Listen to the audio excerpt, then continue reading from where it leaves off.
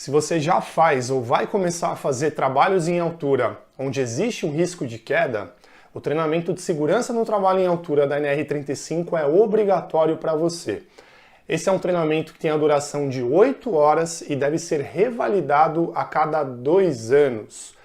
Nesse vídeo eu vou apresentar um resumo de uma aula de um treinamento de NR35, eu vou apresentar os conceitos mais importantes que devem ser falados, que devem ser abordados em um treinamento de NR35. Então assista esse vídeo que com certeza vai ter muito conhecimento aqui que vai agregar para você.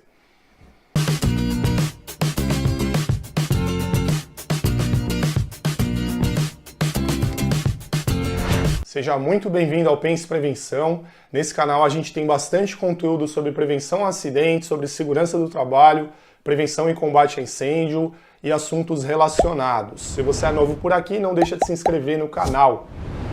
E vamos lá, direto falar sobre trabalho em altura, sobre treinamento de NR35, segurança no trabalho em altura.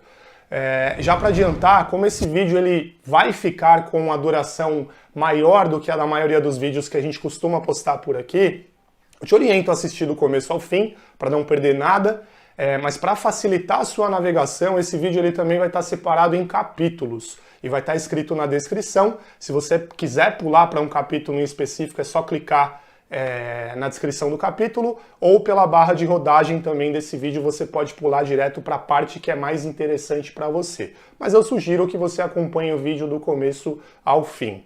Então bora partir para o início do treinamento, e todo o treinamento deve começar pelo objetivo. Depois do objetivo eu vou passar o conteúdo programático de acordo com a NR35. Iniciando então o nosso treinamento aqui de NR35, é importante a gente contextualizar e falar que no histórico aí da segurança do trabalho, atividades envolvendo trabalho em altura sempre foi uma atividade crítica e sempre foi uma das maiores causadoras de acidentes fatais e acidentes ocasionando ali lesões incapacitantes. Então, o objetivo de um treinamento de NR35, o objetivo principal é fazer com que o trabalhador execute uma atividade em altura, ali a gente está falando altura superior a 2 metros, com risco de queda, de forma segura. Esse é o objetivo principal de um treinamento de NR35. E para alcançar esse objetivo, o conteúdo programático de um treinamento de NR35, ele deve envolver esses 7 tópicos que estão na tela aqui, que é o conteúdo programático, e isso está dentro da própria norma. Então a gente vai falar aqui, lembrando que esse é um resumo de uma aula de NR35, a aula mesmo presencial de segurança do trabalho em altura tem que ter a carga horária de no mínimo 8 horas entre teoria e atividades práticas. Então aqui nesse vídeo eu estou trazendo para vocês um resumo de uma aula de NR35. Então eu vou abordar aqui de maneira resumida cada um desses tópicos. Se você quiser saber mais sobre algum desses tópicos, quiser um vídeo específico, quiser tirar alguma dúvida, não deixa de escrever nos comentários, que aqui no Pense Prevenção a gente está sempre respondendo, interagindo com você que acompanha o nosso conteúdo. Bom, e o primeiro tópico aqui do nosso treinamento, a gente vai abordar normas e regulamentos aplicáveis. A ideia não é a gente ficar lendo a norma item por item, mas eu vou apresentar aqui para você os principais tópicos, né? Aqui na tela a gente já tem a definição de trabalho em altura segundo a norma regulamentadora.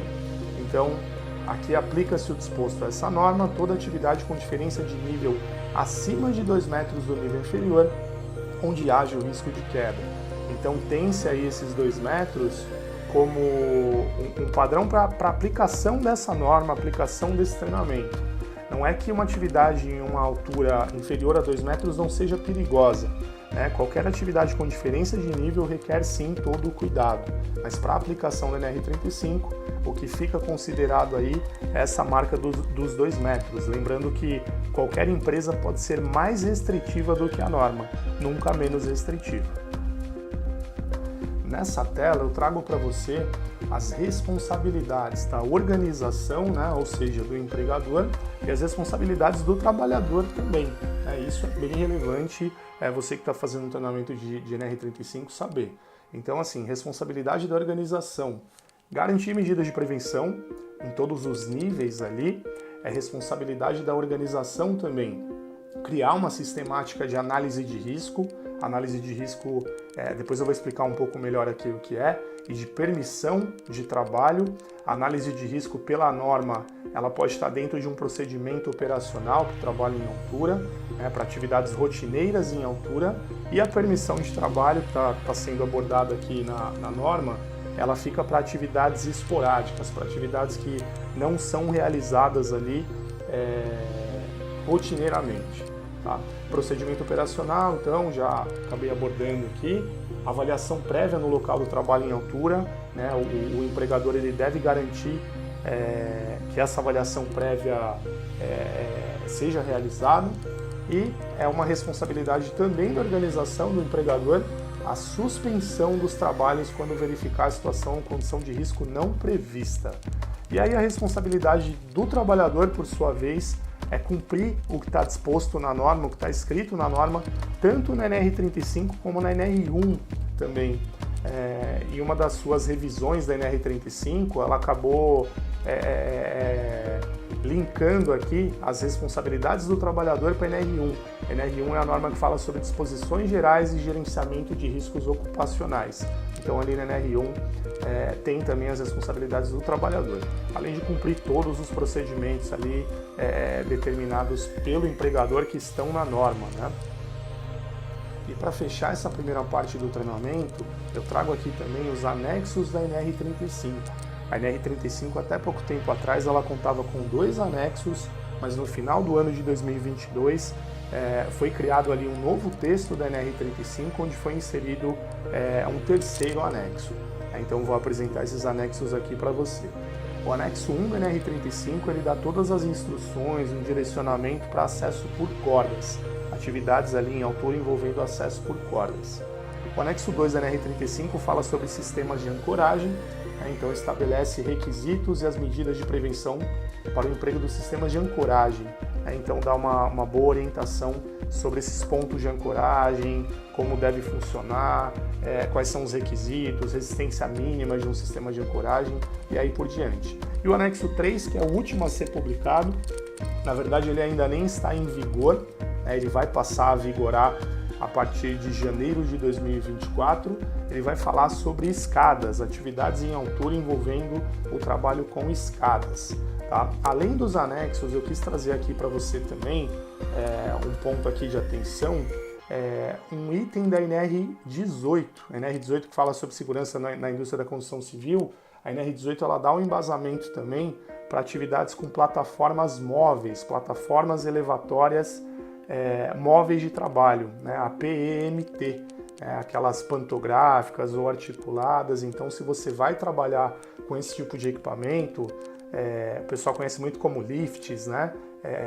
Girafas, sanfoninhas ali e tal. Se você vai trabalhar com esse tipo de equipamento, eu sugiro que você conheça também esse item da NR18. Ele é bem relevante para atividades com essas PEMTs. E no segundo tópico do treinamento, a gente vai falar sobre análise de risco e condições impeditivas. Eu vou apresentar esses conceitos para você. Bom, falando sobre análise de risco, a NR35 ela fala que todo trabalho em altura deve ser precedido de análise de risco. E a APR, Análise Preliminar de Risco, né, como também é conhecida, é uma ferramenta muito utilizada por profissionais de segurança do trabalho. Mas para contextualizar um pouco essa análise de risco, ou APR, Análise Preliminar de Risco, é importante que essa análise ela avalie a atividade etapa por etapa, né? Então cada etapa do processo, uma vez que essa atividade ela foi avaliada, ela foi analisada, é feito um reconhecimento dos riscos, etapa por etapa. Os riscos são reconhecidos, eles vão ser avaliados, né, a mensuração, se é um risco pequeno, médio, alto, né, e uma vez que o risco foi avaliado, é importante que seja implementada uma medida de controle para esse risco. Tá? Ainda sobre a análise de risco, a norma ela fala que além dos riscos inerentes ao trabalho em altura, essa análise ela precisa considerar o local que a atividade vai ser realizada, sistemas de isolamento e sinalização, isso é muito importante para o trabalho em altura, também como os pontos de ancoragem, né? Tem que ter um ponto de ancoragem apropriado, uma ancoragem apropriada, condições meteorológicas adversas, esse é um tema crítico para trabalho em altura, os EPIs apropriados e também o risco de queda de materiais e ferramentas, porque quando uma atividade em altura está sendo realizada, não é só o trabalhador que está ali executando essa atividade que está correndo risco. Se ele não estiver trabalhando com segurança, cumprindo o procedimento, ele pode deixar uma ferramenta cair e acabar lesionando uma pessoa que está passando ali embaixo também. Então esse risco de queda de materiais e ferramentas também tem que ser pontuado. Tá? Outros tópicos aqui da gente falar sobre análise de risco. Trabalhos simultâneos, né? Isso é bem relevante, situações de emergência, sistemas de comunicação. E um último ponto aqui que eu vou frisar, eu até coloquei o tópico da norma que fala sobre isso, é a forma de supervisão. A NR35 ela fala que uma atividade em altura ela não pode ser realizada de maneira isolada, né? Então tem que existir alguma forma de supervisão para essa atividade, para esse trabalhador que está executando uma atividade em altura, e a forma de supervisão a NR35 ela não determina, né? Ela tem que ser pontuada na análise de risco. Se vai ser uma supervisão assistida, se vai ter alguém monitorando o tempo todo esse trabalhador, se vai ser uma supervisão remota, isso não é definido. Mas um trabalhador ele nunca pode fazer uma atividade em altura e ninguém está ciente disso, ninguém está supervisionando isso. Isso é muito importante. E o conceito de condição impeditiva, acho que eu nem preciso explicar muito, porque o próprio nome já deixa subentendido. São condições que proíbem a atividade de ser realizada. Aqui eu coloquei na tela alguns exemplos de condições impeditivas para o trabalho em altura.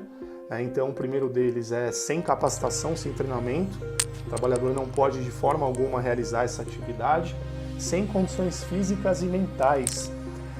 Esse é um ponto importante da gente abordar, porque a norma fala também sobre aptidão para atividade, aptidão clínica para atividade em altura. E isso a empresa ela consegue avaliar através do ASO, do Atestado de Saúde Ocupacional. Tá? Então aí as condições físicas, a aptidão física através do ASO.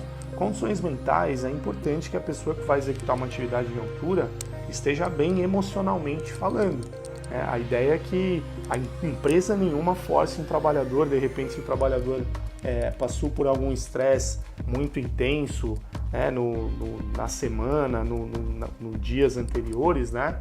De repente da perda de algum familiar, de um divórcio, ele não está bem emocionalmente falando, de um filho hospitalizado, a ideia é que a empresa não force essa pessoa a trabalhar, porque é uma atividade muito crítica. Não tendo ali análise de risco também, uma condição impeditiva, procedimento operacional ou permissão de trabalho, né? Entre os outros pontos que estão descritos aí na tela. Falta de EPI, falta de inspeção rotineira, condições meteorológicas adversas, são todos exemplos de condições impeditivas. E agora nós vamos falar sobre riscos potenciais e medidas de prevenção e controle. Então, quando a gente fala sobre trabalho em altura, o risco primário de uma atividade em altura é o risco de queda. Só que além do risco de queda, dependendo da natureza da atividade que o trabalhador vai desempenhar, existem também riscos potenciais, né, da natureza dessa atividade. Então eu vou citar aqui alguns riscos potenciais. O risco de choque elétrico. Então a pessoa que está executando uma atividade ali em altura, em alguma atividade envolvendo energia elétrica, ela está sujeita a esse risco de choque elétrico, além do risco da atividade em altura em si, e aí tem até um vídeo que mostra um pouquinho disso. Tá? É uma atividade aqui que eu estou mostrando para você bem clandestina, né? Dá para a gente perceber, mas a uma altura considerável e o trabalhador ali mexendo numa instalação elétrica. E até a forma como ele é resgatado, a gente vai perceber aí no vídeo que é bem precária, né? O cara acabou de cair de uma altura considerável e tá levantando ali sem cuidado algum com a sua integridade. Tá?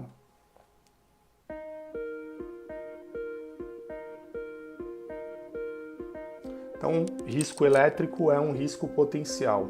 Além do risco elétrico, existe o risco também de trabalhos a quente. o risco de confinamento pode estar presente, dependendo da atividade, de explosividade e de intempéries, né? Quando a gente fala de intempéries, a gente está falando de condições climáticas, a gente está falando de umidade, a gente está falando de calor excessivo, frio e aí por diante. Tá? Não existem só esses, a gente tem aqui também como riscos potenciais, a gente pode citar a fauna, e aí você pode estar pensando, poxa, mas como assim fauna? Sim, dependendo da atividade que o trabalhador está desempenhando, ele pode estar trabalhando em altura e de repente sofrer um ataque de algum pássaro ou de um enxame de abelhas, de algum animal, né, ou um inseto que pode acabar comprometendo o equilíbrio dele e ele vir a cair.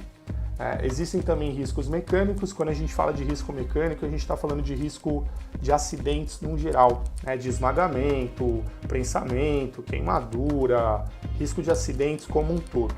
Tá? Tem um vídeo aqui que dá um exemplo desses riscos mecânicos. Vou passar aqui para você também.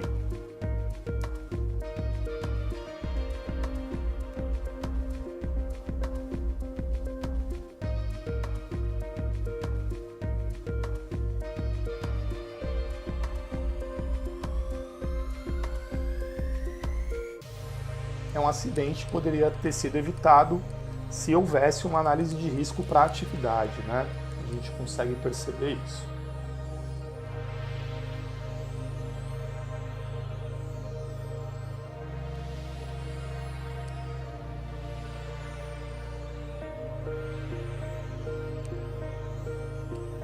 E outros riscos, né? E aí eu vou pedir para você agora, se você conhece algum outro risco potencial, não deixa de escrever nos comentários aí do canal, né? Eu gosto de falar que quando a gente está falando do ser humano, né, o ser humano ele é capaz de tudo, né? E aí tem um outro vídeo aqui que eu acho que vai ilustrar um pouquinho, que vai ilustrar bem isso que eu quero dizer, né? Como o ser humano é capaz de tudo. Vou dar o play aqui no vídeo também. É uma atividade precária aí também, né? Sem nenhum tipo de planejamento, de controle. O trabalhador caiu e também o colega já vai ali colocando a mão, levantando, crítico, né?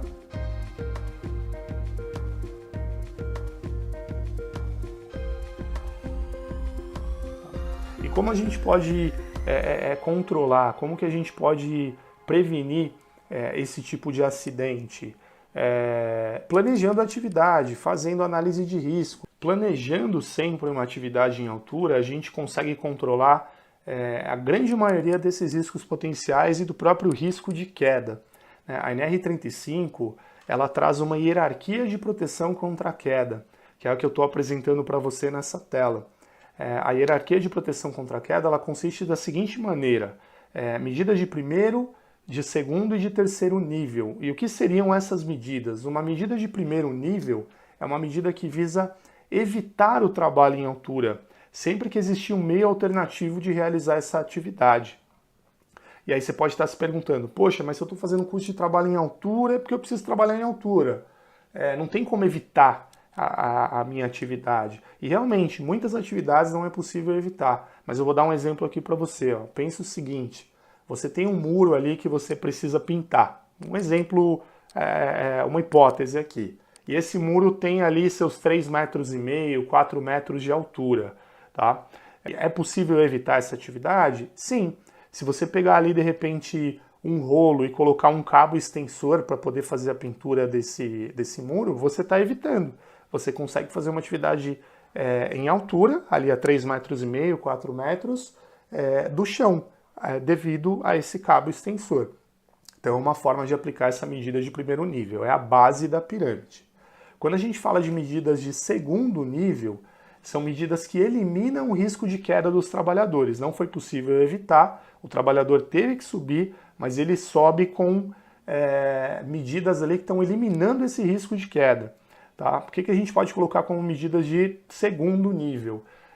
Pensa que a pessoa está trabalhando numa plataforma muito bem estruturada, muito segura, com um sistema de guarda-corpo e rodapé, com um sistema de restrição de acesso a esse beiral. Então a pessoa está fazendo uma atividade em altura, mas a possibilidade de queda é zero, a não ser que o trabalhador queira se jogar. Aí é impossível, não existe medida que vai eliminar isso, tá? E medidas de terceiro nível são medidas que minimizem as consequências da queda.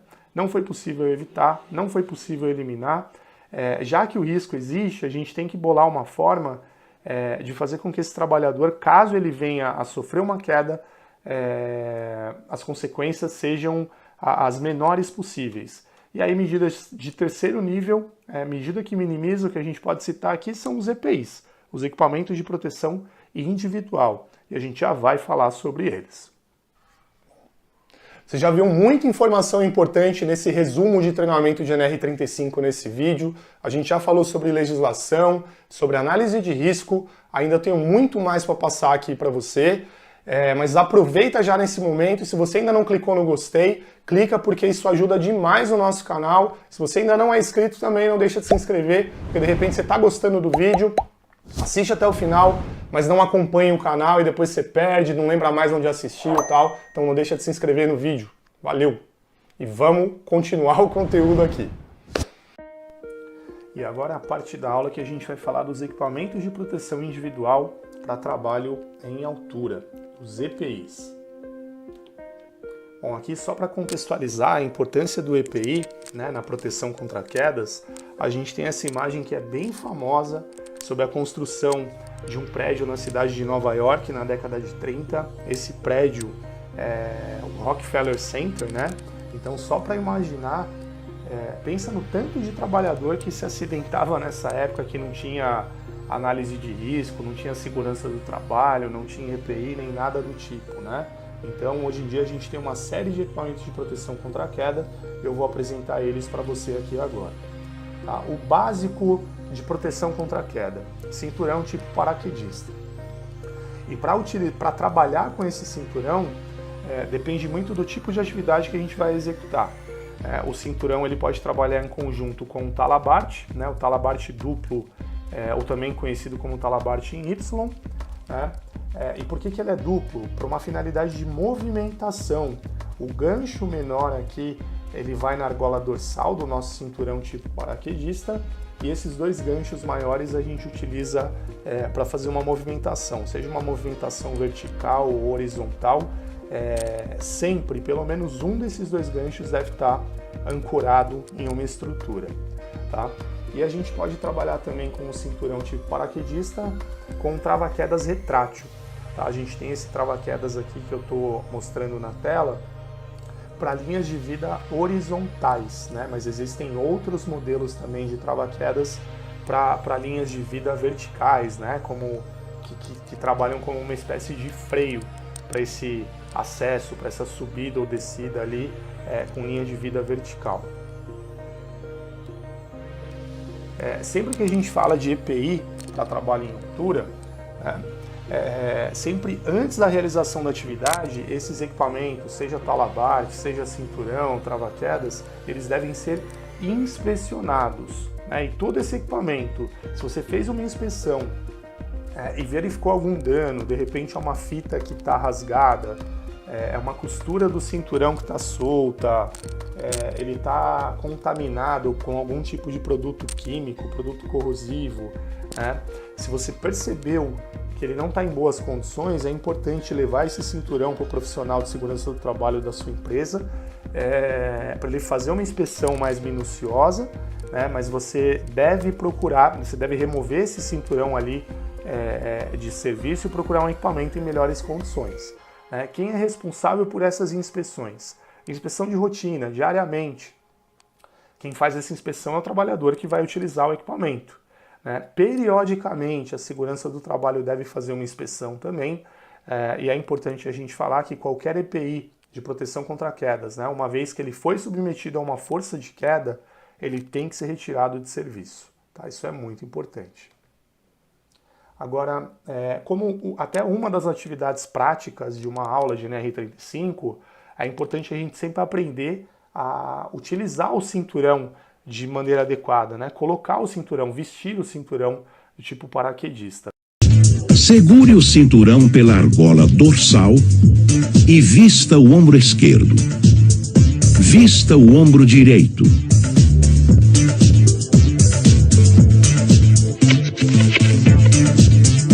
Feche a fivela da cintura e faça o ajuste da fita.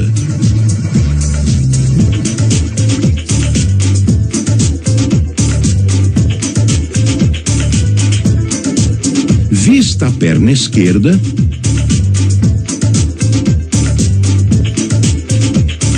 e feche a fivela. Vista a perna direita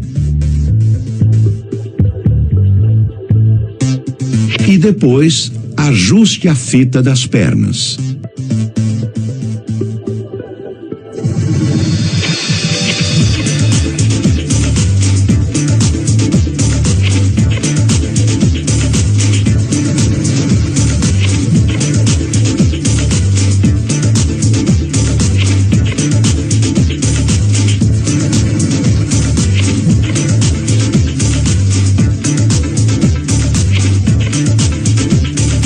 Caso necessário, ajuste os ombros. Feche a fita de ajuste peitoral.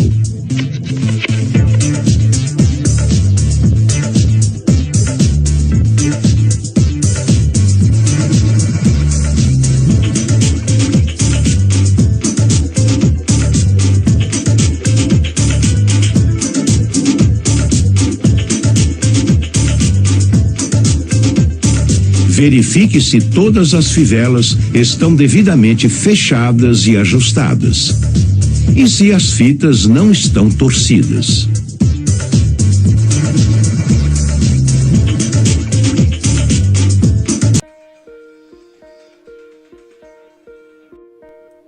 Muito bem, vimos aí então a forma correta de colocação de um cinturão do tipo paraquedista. Aqui na tela eu tenho alguns exemplos de conexões incompatíveis entre cinturão e talabarte, o talabartes. Tá? Cabe uma observada aqui, isso é bem relevante, né? A gente não pode colocar dois talabartes na mesma argola dorsal. É importante, a gente não pode dar nó num talabarte também. O gancho do talabarte ele sempre tem que estar totalmente fechado, fechamento completo. Esses ganchos eles têm um dispositivo de segurança, uma trava de segurança ali também. Não é previsto a gente fazer emendas também nos talabartes, né? Aqui um conceito bem importante quando a gente fala em proteção contra queda com o talabarte é um conceito chamado ZLQ, que é a zona livre de queda. A gente tem essa definição da ZLQ, é a altura segura mínima que o usuário deverá considerar para trabalhar em caso de queda. Tá? Essa ZLQ normalmente ela está gravada no próprio talabarte, né? O talabarte ele tem ali gravado a ZLQ desse equipamento, né? E o que é considerado para fazer esse cálculo? O que é levado em consideração é o comprimento do talabarte, é contado ali do ponto de ancoragem desse talabarte, a abertura do absorvedor de energia, né? O talabarte eu acabei não explicando aqui, mas ele tem uma parte ali que é como se fosse um ABS, que ele abre em casos de impacto, e a altura média entre a argola dorsal e o pé do usuário, ali pela estatura média do brasileiro fica entre 1,5 m, e ainda tem um fator de segurança, né? Tem aquele 1 metro ali que é o que garante que o trabalhador não vai bater no chão se ele estiver trabalhando ali dentro dessa zona livre de queda, dentro dessa ZLQ. E um outro conceito importante para fechar essa parte de EPI para trabalho em altura é o que a gente chama de fator de queda. Tá? O fator de queda é a relação entre a queda do trabalhador e o comprimento do talabarte. Tá? Eu tenho alguns exemplos aqui na tela de fator de queda, menor que 1, aquele ali no verde. O que é um fator de queda menor que 1? É quando a gente consegue uma ancoragem, um ponto de ancoragem para o nosso talabarte acima da nossa dorsal. Pense o seguinte, quanto mais esticado o seu talabarte estiver acima da sua dorsal, menor vai ser a sua queda. Então o seu fator de queda é menor que 1. Esse é o mundo ideal, sempre menor do que 1. Se você estiver ancorado na altura da sua argola dorsal, seu ponto de ancoragem na altura da sua argola dorsal, e você vir a sofrer uma queda, o seu fator de queda é 1, porque você está caindo a distância, o comprimento de um talabarte. Pensa que o seu talabarte tem 1 metro, querendo ou não, né? O seu equipamento de proteção ele vai sofrer o impacto da queda de 1 metro. Tá? Tem um absorvedor de energia que vai amortizar isso e tal, mas o seu dispositivo, o seu equipamento vai sofrer o impacto da queda de 1 metro do seu corpo, do peso do seu corpo. E um fator de queda igual a 2 é perigosíssimo, né? É quando o trabalhador ele está trabalhando com o talabarte ancorado a 1 metro, né? O comprimento do talabarte, o talabarte totalmente esticado abaixo da sua dorsal. Se ele vir a sofrer uma queda, o impacto vai ser muito maior, porque ele acaba sofrendo o impacto de uma queda de 2 metros. Tá? Então, o ideal quando a gente fala em fator de queda é a gente trabalhar com um fator de queda o menor possível. E como que a gente consegue isso? Ancorando acima da nossa dorsal. Agora falaremos sobre sistemas, equipamentos e procedimentos de proteção coletiva. E aí EPCs para o trabalho em altura. Aqui a gente tem os principais deles, né? A gente pode citar cone e fita de sinalização para delimitar uma área ali que a atividade em altura está sendo realizada. Uma grade metálica dobrável, um sistema de guarda-corpo e rodapé, não deixa de ser uma proteção coletiva também. E telas protetoras contra quedas. E um dos principais aqui que a gente pode citar é o corrimão. Parece algo muito simples da gente falar, mas o corrimão não deixa de ser uma proteção coletiva. Nesse momento da aula eu vou aproveitar para falar sobre a PTA, né, ou a PEMT, Plataforma Elevatória Móvel de Trabalho. A gente basicamente possui 2 modelos desse tipo de equipamento, né? Existem as plataformas pantográficas, que é esse modelo aqui que só vai fazer ali a subida e a descida para atividade em altura, e existem plataformas também articuladas, como esse modelo da direita da tela, né, que ele tem um braço ali articulado e consegue ter acesso a diversos locais. Como eu falei no começo da aula, o embasamento para a operação desse equipamento é NR18, então cabe uma lida ali na NR18, e o trabalhador que vai operar esse tipo de equipamento ele tem que ter um treinamento específico para isso também. Alguns pontos de atenção para atividade com essas plataformas elevatórias móveis, né? O trabalhador sempre tem que estar atento ao desnível do piso, né? O piso ele tem que ter um certo nível, né? Ele tem que respeitar a limitação de peso do equipamento também, todo equipamento tem uma limitação de peso, e a velocidade máxima do vento que esse equipamento pode suportar. Tá? E agora é o momento da aula que a gente vai falar sobre segurança em escada.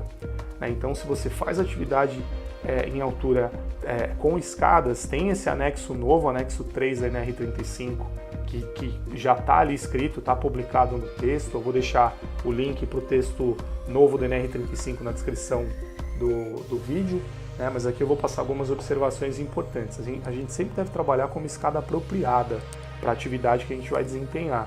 Eu não posso pegar uma escada menor e improvisar, de repente colocar um banquinho em cima da escada, colocar a escada em cima de um banquinho, de uma cadeira. A gente tem que usar a escada certa para o tipo de atividade que a gente vai desempenhar. Tá? Tem um vídeo aqui também, ó, bem impactante, né, de um acidente envolvendo trabalho em escada, e aí a gente já percebe que o trabalhador não está com a escada apropriada. Ele não poderia ter subido no último degrau. Então um acidente é uma imagem forte, chocante, mas é um acidente que aconteceu por imprudência, né? O acidente ele nunca acontece por um fator isolado, ele acontece por várias razões, mas aí não tem equipamento apropriado, e aí acaba fazendo, às vezes por pressão, um acidente crítico ali que acabou acontecendo. Agora falaremos sobre acidentes típicos em trabalho em altura. Tá? Então, quando a gente fala em acidente de trabalho, não importa para qual tipo de atividade, o acidente de trabalho ele pode acontecer basicamente por 2 causas, né? 2 fatores, pelos atos inseguros ou pelas condições inseguras. Tá? E é importante a gente mencionar que às vezes um ato inseguro de pode gerar condições inseguras para diversas outras pessoas. Tá? Não é incomum a gente encontrar esse tipo de imagem que eu estou projetando aqui, né? Um trabalhador ali fazendo uma atividade em cima de um beiral e o talabarte sendo segurado pelo colega de trabalho, então atividade totalmente errada e clandestina, né? o rapaz ali também segurando a escada para o colega, né? É o ato inseguro de um gerando a condição insegura para o outro. E mais um vídeo aqui a passar para você sobre um acidente típico em trabalho em altura. Aqui a gente consegue observar um trabalhador subindo uma escada e ele está com um manual na mão, tá? Não está usando essa mão ali, ó, no degrau da escada. Então, uma regra básica quando a gente fala de trabalho em altura, para subida e descida de escada, é que você sempre tem que ter pelo menos 3 pontos de apoio. Tá? Então, o trabalhador que está subindo ou descendo esse tipo de escada, ele tem que estar ou com 2 mãos no degrau e um pé, ou com 2 pés e uma mão, né, para ele poder fazer a subida. Né? E também a gente não pode esquecer do EPI, né, do equipamento de proteção individual, talabarte ali, sempre o gancho do talabarte ancorado na escada. Isso é muito importante. Tá? E a última parte da nossa aula a gente fala sobre conduta em situações de emergência. E basicamente podem acontecer 2 tipos de emergência nas atividades em altura.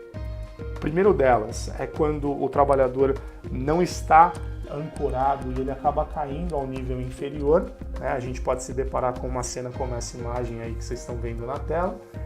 E como que a gente deve agir em uma situação como essa? O trabalhador acabou de cair, né, de alguns metros. Então, o básico, a gente tem que verificar se ele está consciente, se ele está bem, se ele está respirando, tentar não mexer na pessoa, né, se o local está ali minimamente seguro, isolar a área e chamar ajuda. Né, porque se a pessoa caiu de um nível, dependendo da altura que essa pessoa caiu, pode ser que ela tenha lesionado cervical, pode ser que ela tenha fraturado alguma costela, isso pode acabar perfurando o pulmão. Então, quanto menos a gente mexer nessa pessoa, melhor. Tá? A ideia é que o suporte avançado, que o resgate leve essa pessoa ali de uma maneira mais apropriada para um hospital para que ele seja tratado. Tá? Esse é um tipo de emergência que pode acontecer no trabalho em altura. E um outro tipo de emergência é quando o trabalhador ele fica suspenso. Ele está trabalhando com um EPI, com um talabarte ou com uma linha de vida, um trava-quedas, ele sofre uma queda e ele fica suspenso.